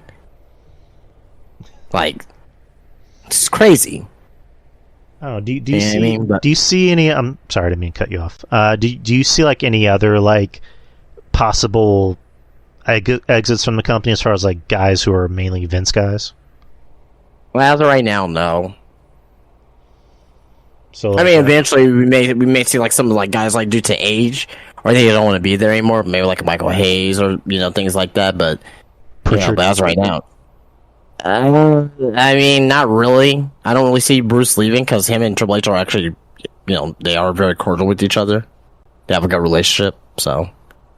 Right, but it wouldn't surprise me if, like, I'm not saying Triple H is, like, purposely trying to get him fired, but I can see Triple H wanting to bring in his own boys. because he I brought in. mean, but no, they have a good working relationship with each other. So I don't see him leaving based off that. He can still bring in his team, which he is working on already, and still keep Bruce Pritchard there. Okay. I think if Pritchard leaves because he wants to leave, not because he's forced out. All right, fair enough. Producers for this week's episode of WWE Raw Revealed, for Becky Lynch and Nia Jax, TJ Wilson produced that match. Imperium and Awesome Truth was produced by Kenny Dykstra. Ivy Nile versus Rhea Ripley was produced by Jason Jordan. The Rock's promo was produced by Adam Pearce. The women's tag team match was produced by Molly Holly. And the main event was produced by Michael Hayes, Abyss, and Bobby Roode. So that's an interesting combo. Another free agent news. Naomi expected to return to WWE. According to a report from Fightful Select, Trinity, formerly known as Naomi, is set to become a free agent soon and will begin wrapping up her time with TNA Wrestling. Trinity is scheduled to defend her Knockouts title later this month at Hard to Kill 2024, but it remains uncertain if this will be her final appearance with the promotion. Trinity joined TNA in May of last year after leaving WWE alongside Mercedes Moné. The report mentioned that the sources within WWE expressed confidence about bringing her back a year ago. It is unknown whether this did not happen due to the unofficial hiring freeze within WWE at the time. People within WWE believe that there is a strong possibility of her returning. Sources within TNA also anticipate her WWE return, happening sooner rather than later. Lastly, a source from WWE stated something significant would have to occur for her not to return to WWE sooner rather than later, but this is a chaotic free agent period. So, Trinity, Naomi, coming back to WWE, more than likely. I'm fine with it. I've always liked Naomi. She left WWE, I don't agree with how she left WWE, but she went out to find herself. She went to TNA and became a much better version of herself, which is good. Because there's always that saying of, sometimes you need to leave WWE to either get better or get worse. And in her case, she got better. So good. I'm glad to see that Naomi is more than likely going to come back. What do you think about Naomi possibly coming back?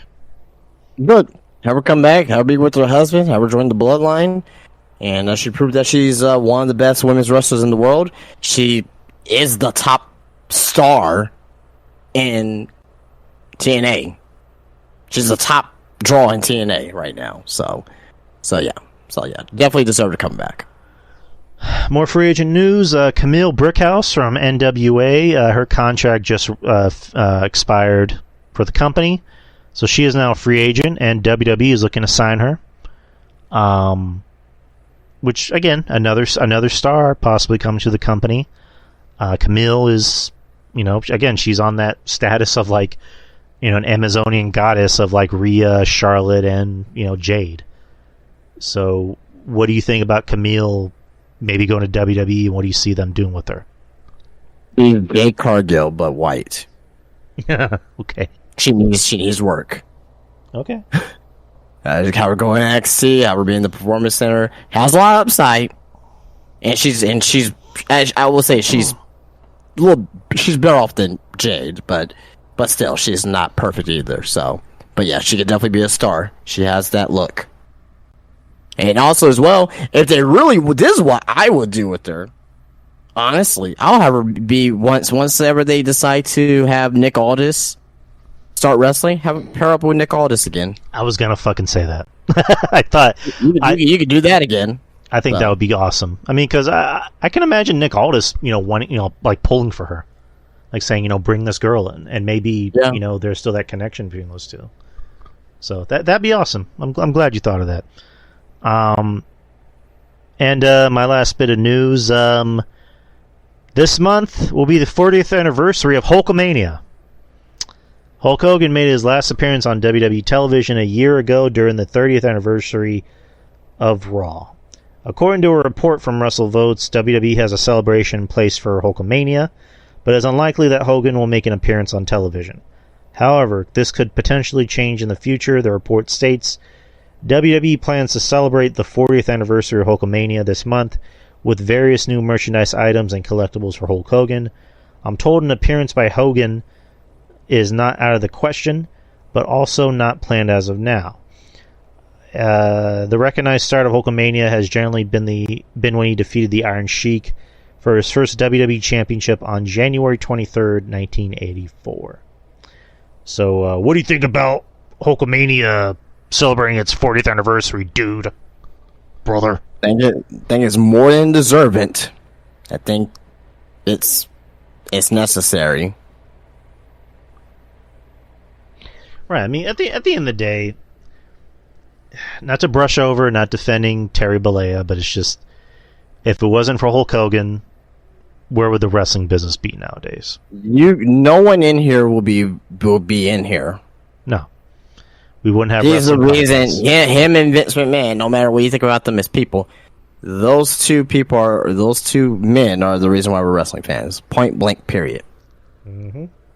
Like, can't dispute that whatsoever. Like, yeah, it is what it is. They're the two reasons why you're wrestling fans. Even if you didn't grow up, like, you grew up during the Rules of Aggression era, there wouldn't be no Rules of Aggression era without Vince McMahon and Hulk Hogan. Just saying. Exactly. And, but I don't know if you said it already. Monday Night Wars. The Monday Night Wars, Hulk Hogan going to WCW and forming the NWO.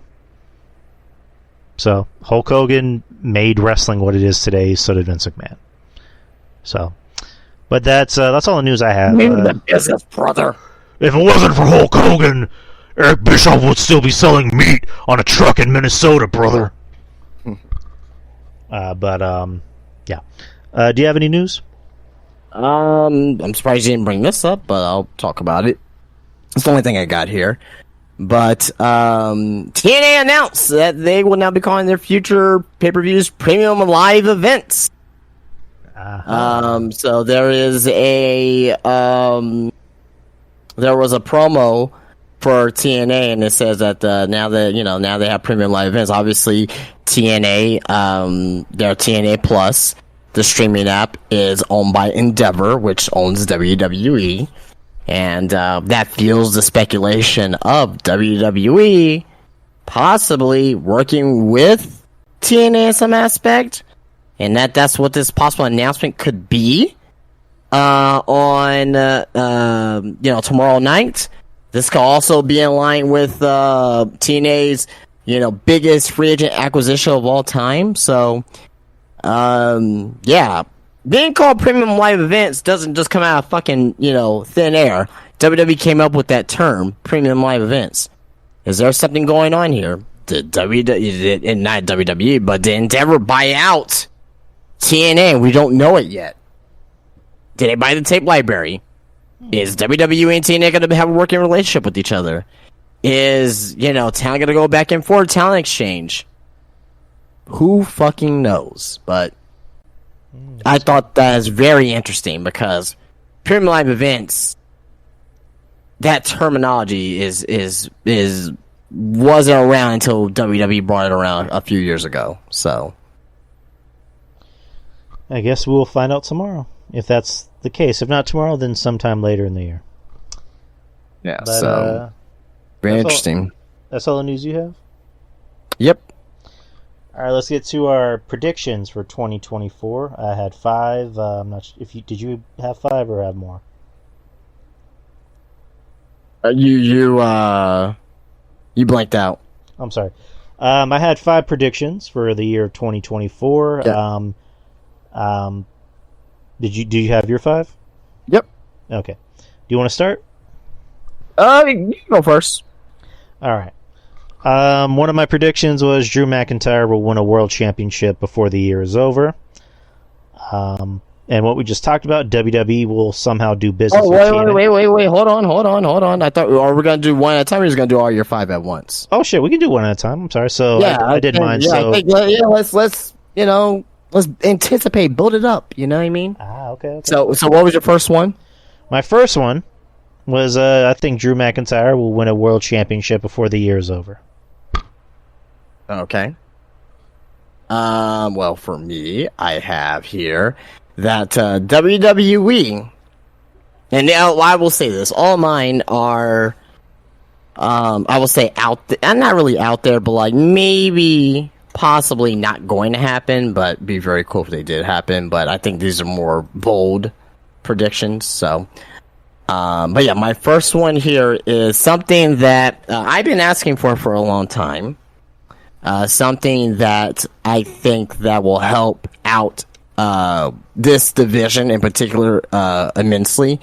This division is going to get swollen over the next couple months with possible new signings.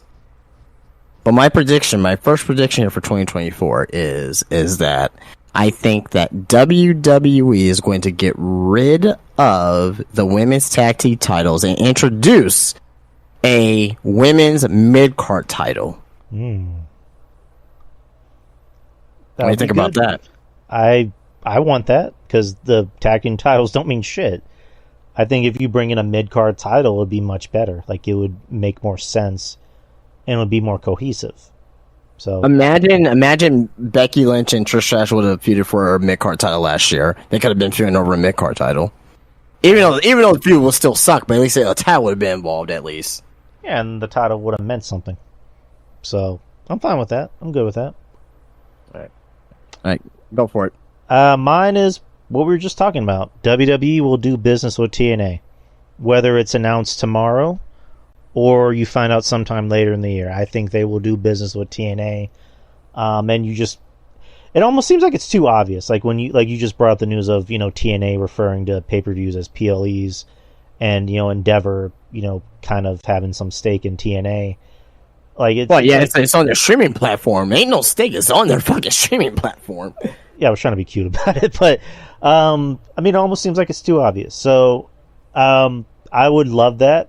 I think WWE would do a much better job, working with TNA than AEW did. You could see that talent exchange. You might see, you can see Braun Breaker going to TNA. You can see, Nick Aldis maybe making a reappearance in TNA. And, being the dastardly heel. I don't know. Cody maybe showing up for a night. So, I wouldn't mind that at all. But that's one of mine. Well, I say my number 2 is the same exact thing. So WWE will have a working relationship with TNA with a talent exchange. Now, I will say this. It won't be the main roster. It'll be NXT. Right. Because, you ain't gonna have Alex Shelley versus fucking Roman Reigns. That ain't fucking happening. You know what I mean? So, the only thing I think that will work will probably be within the women's division. Like a Jordan Grace versus a Becky Lynch. I can see something like that happening. I think that'll be okay, for a main roster thing. But, like, for the men's, no. Like, tag teams, WWE seems like very much so bigger league, obviously, than everything in TNA. I think the women can be comparably, I won't say the same, but it'll be more believable. Obviously, because Jordan Grace, she's like a fucking beast, right? You know what I mean? Like, she's built like a brick house. But anyway, so that's my number 2. My number 3.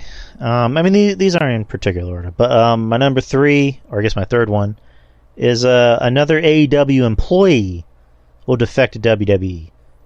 And and you notice keyword employee, not exactly wrestler, but employee. So it can be a wrestler, it could be a manager, it can be an agent, it could be a referee, it could be a referee, it could be Drew's like, I'm right, Aubrey Edwards coming to WWE. Oh God, no. But you love her. I love her. I love her with every fiber in my being. Another employee will defect to WWE. Aside from the obvious of possibly a Ricky Starks, possibly a Wardlow, possibly whoever else's contract is up. But that's why I said employee. Just kind of keep it more open ended. So that's my number 3. Well, my number 3 is also involving AEW, and AEW over the past couple of years have had, some of its issues, right, with the locker room and whatnot, and it seems like they're going to be having hopefully a positive 2024.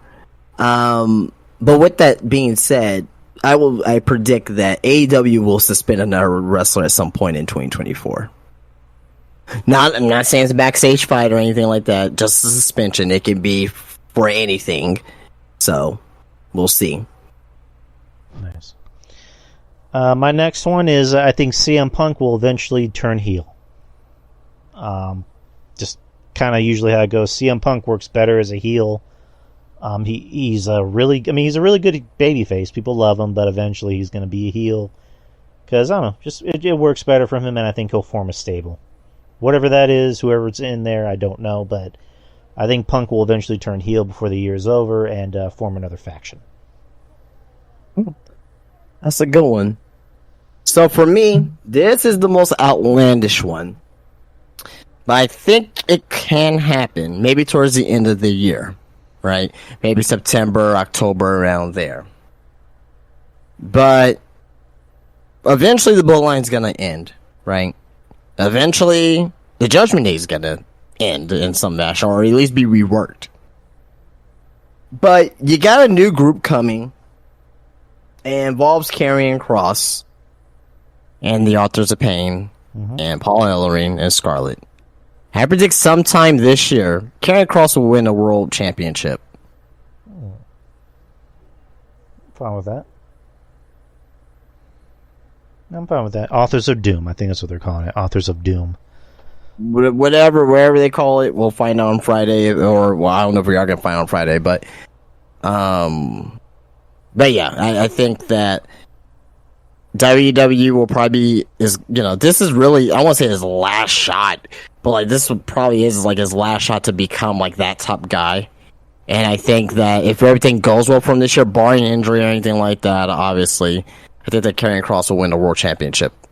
A world championship. Not saying WWE world championship. He may get, the group may get dropped to Raw, and, which will actually probably increase his chances if he goes to Raw, so.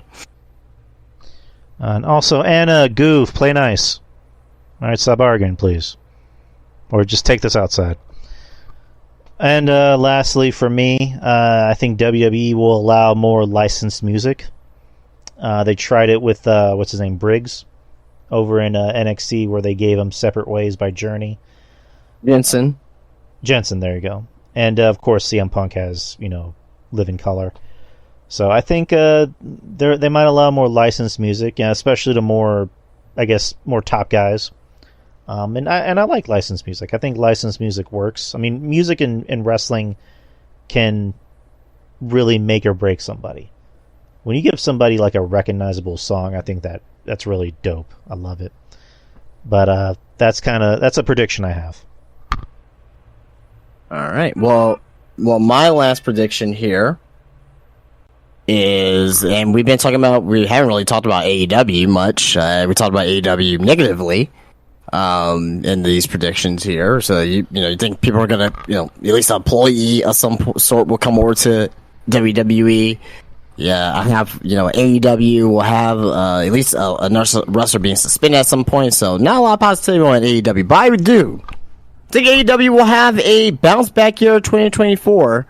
And it will be looked at very positively by year's end, and could be one of the best years in AEW. Okay, I mean, that's not a bad idea. I mean, because it looks like they're kind of taking the steps into kind of,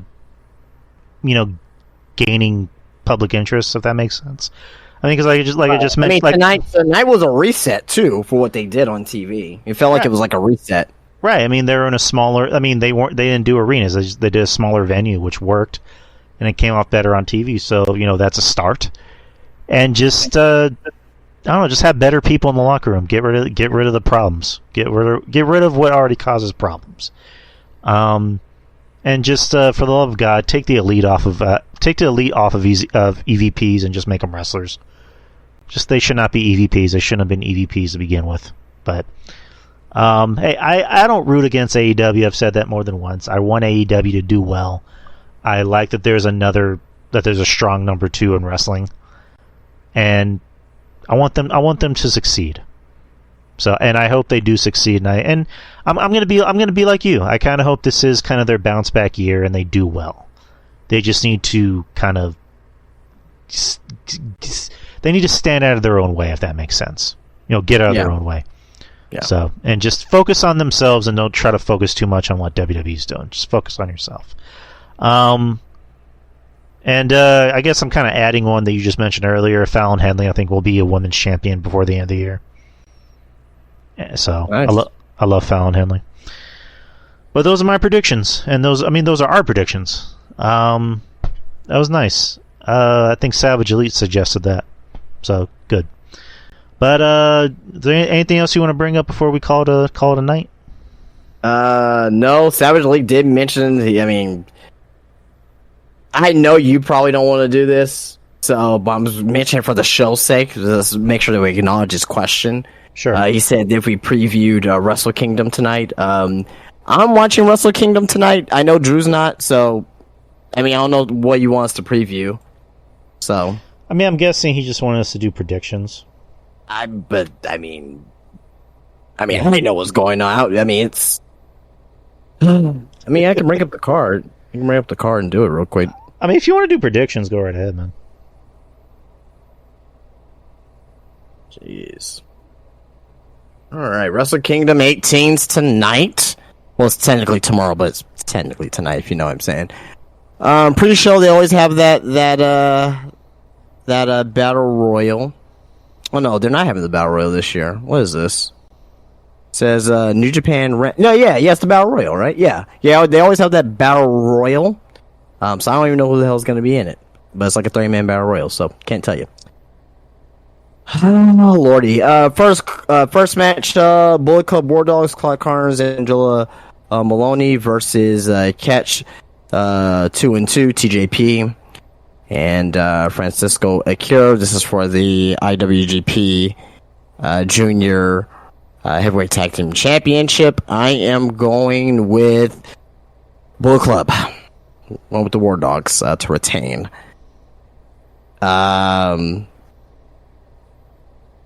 Zack Sabre Jr. versus Hiroshi Tanahashi for the Television Championship. Tanahashi, who is now president of New Japan. So I think he's going to be calming down his in-ring wrestling career. He said he wants to win another world title before he retires, but he ain't winning against Zack Sabre Jr., baby. So I'm going with Zack Sabre Jr. to retain. Any prediction there for that?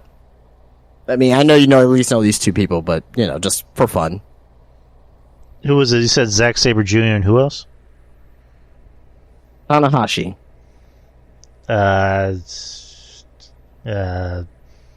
Tanahashi, I guess. I'll go with Tanahashi. All right. Yota Tsuji versus Yuya Umura. Yota Tsuji. He's like the fucking new heir apparent. He's gonna be the new Okada. He has a fucking unbelievable look. Like, guy looks like he's like kind of reminds me of I don't know. I'm trying to think. It kind of reminds me of Damian Priest as far as like height wise, but Damian Priest is actually taller, but yeah, and he has unbelievable teeth too. So I'll put a picture of him in the chat. He's gonna be fucking great. I love his teeth. Like his teeth look fake almost. All right. Anyway, yeah, it's Yota Tsuji. All right. So anyway, moving on. I'm going with Tsuji. Next, we got Shota Umino and Kato Kiyomiya versus the House of Torture, Evo and Narita. I'm going with the House of Torture to pick up the win there. Singles match for the Never Openweight Championship: Shingo Takagi versus Tama Tonga, former Bullet Club member. I'm gonna go with Tama Tonga. I'm gonna go with Tama Tonga to win that one. Winners takes all tag team match. This is the IWGP Tag Team Championship and the Strong Openweight Tag Team Championship. Bushimon of Hiroki Goto and Yoshihashi versus the Guerrillas of Destiny, Hikuleo and El Phantasmo, aka Logan Paul. bootleg Logan Paul. It looks just like Logan Paul. I'm gonna go with the Gorillas of Destiny. I think they want to give Phantasmo that little push there. Hikuleo been champion many times already. So, but the rookie Goto and Yoshihashi, they're older too. So there's that. IWGP Junior Heavyweight Championship, El Desperado versus Hiromu Takahashi. I mean, I probably think Desperado's gonna win, but Takahashi's like he's like fucking Okada, but for the fucking junior division. So, but I'm gonna go with El Desperado. I think they want to try to push Hiromu to possibly be possibly go after not necessarily the World Heavyweight Championship, but start having regular matches in the regular division. So, all right, 3 more matches here. 3-way match for the inaugural IWGP Global Heavyweight Championship. It used to be the IWGP US Championship, the one that Ospreay and Moxley and Kenny Omega held, and the Intercontinental Championship, the one that Naito and Chris Jericho and Nakamura, Shinsuke Nakamura used to hold. So they combined those 2 titles, and now it's known as a Global Heavyweight Championship. So it's Will Ospreay versus Jon Moxley versus David Finlay. It's David Finlay's time. New Bullet Club, the New Bullet Club leader. Will Ospreay's going to be going to AEW shortly after this year.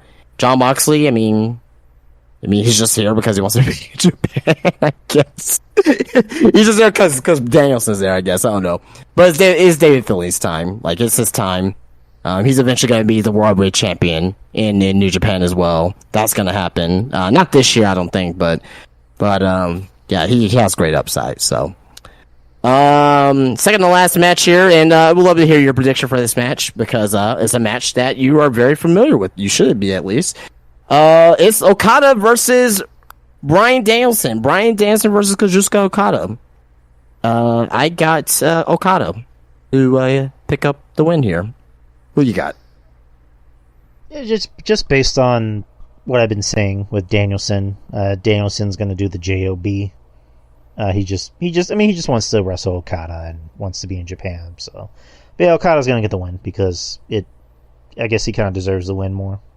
So. Well, and not even that, but Bryan already beat him in America twice, so it's like, he broke his arm doing it. Yeah, so there's that. But also as well, if you guys haven't seen, if anything, if you don't end up watching this match, just possibly this. I will say this possibly may end up it's going to be one of those matches of the year where it's going to be like Wrestle Kingdom, Wrestle Kingdom 18, Okada versus Bryan Danielson. That it's going to be match of the year contender automatically. We already know what these guys can do already. As long as there's no major injuries that happen in the match that prevents it, this should be one of the matches of the year. Period. But I definitely encourage you to go out and check Bryan Danielson's, it was like a 16 minute sit down interview. Fantastic stuff. Just his motivations and what drew him to Japanese wrestling and what he wants to do to Okada. He said he wants to break Okada's arm, wants to break his orbital bone because that's what he did to him. The storytelling was fantastic in that promo. So definitely check that out. If you have the time for that. And the main event for the IWGP World Heavyweight Championship, the Los Ignorables explodes. It doesn't sound as good as Mega Powers, but Sonata, the IWGP World Heavyweight Champion versus Tetsuya Naito. The Sonata left LIJ to start his singles career. Wins the IWGP World Heavyweight Championship, but left Tetsuya Naito's group, and Naito is looking to win the World Heavyweight Championship from his former pupil, and because he won the G1 Climax. So I love Naito. He's one of my favorites from New Japan. I don't see why he will win this here because he's older now. He's like. I think he's like in his 40s now. He's like 41 now, Naito. Sonata, he's still young. He's barely 35 years old or 36 years old. So I'm going with Sonata for the win. So just grow your fucking hair back and beard back, Sonata. That's all I gotta say. Nice. Well, that's Wrestle Kingdom, which I'm watching tonight too. So hopefully I won't. I know I won't watch all of it because I'll probably be dead asleep by like fucking 3 a.m. But if you guys want to watch it, it's on tonight. So What time does it start? Like where we're at? it's super fucking late. Let me. Oh god, let me see. I think it starts at midnight. Okay. I think that's when it starts. Hold on. Or I think that's when the pre-show starts.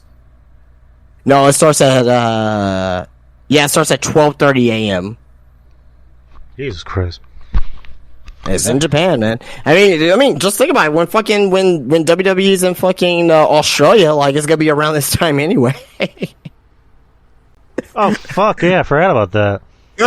like rock and rum is gonna be at fucking 4 a.m. We're gonna be dead sleep.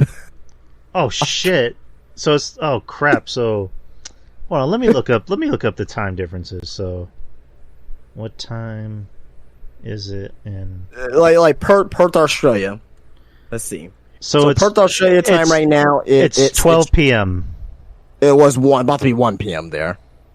So if you give that another 5 hours. Let's say it starts at 6. That means it'll start at 4 a.m. our time. Jesus. That's when it's starting.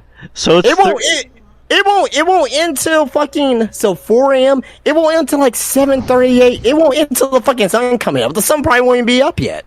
So we have to wake up at 4 in the morning to watch a WWE pay-per-view. Jesus Christ, man. Oh man, that's gonna be fucking insane. Well, I did before when they had the super showdown in Melbourne, I believe it was. I watched the Beast in the East, which I think that is one of the most underrated WWE pay-per-views of all time. When they went to Japan for the 4th of July, because it was so surreal because they were having WWE style matches, but with Japanese tradition, when the crowd wasn't really clapping, and they were throwing streamers in for fucking Finn Balor. Like that was like insane. Like it's so real, but yeah. But Wrestle Kingdom is actually going to be earlier than that because it's Tokyo time right now is 2 p.m. So it's ahead by an hour. Oh man! But I think they start earlier because they start more in the afternoon because it starts in an hour and a half. They start at 3:30 there. Yeah, 3:30 in the afternoon. So it's gonna be nuts. Yeah, but I'm gonna try and watch as much as I can. I've been watching Wrestle Kingdom for the past shit, man. I can't believe it. This is my 8th year watching Wrestle Kingdom live.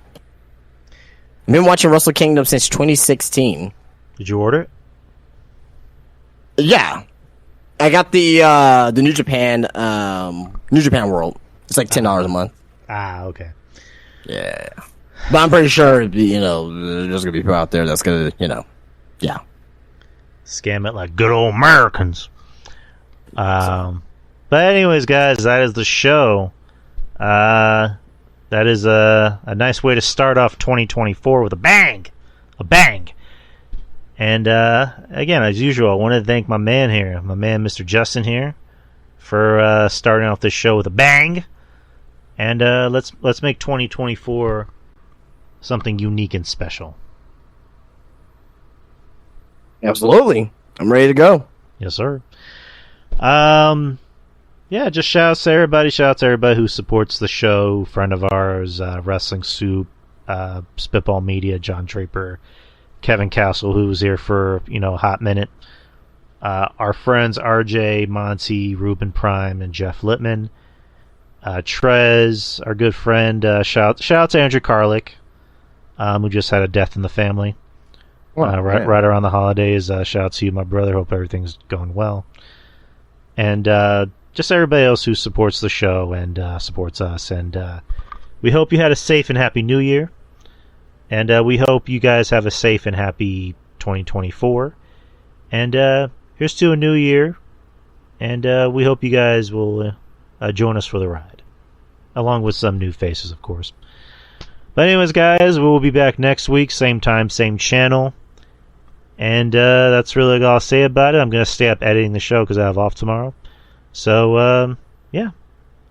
From me and Justin to you guys, take care, be safe, and peace out. Peace.